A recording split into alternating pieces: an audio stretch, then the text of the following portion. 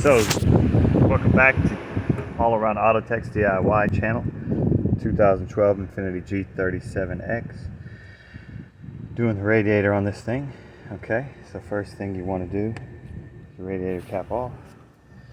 Then I want you to go under here, and to take that cover off, there's 10mm bolts all around. There's probably, I don't know, a lot of them. And then right there, you have your drain plug, which is just a screwdriver. You undo it, let that thing leak while you go up here, and take this bolt off,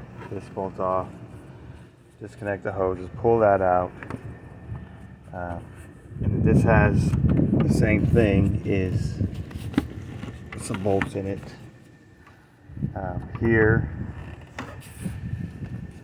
Here's a hidden bolt. You're going to take these clips out. Those are the clips. And then you'll be able to pull this out. And so once this comes off, this will come out. Once this comes off, this will come out. And you'll have more access to underneath. You need to take this air box off. 10mm 8. And then just pull it out. Same thing on this side. Come back.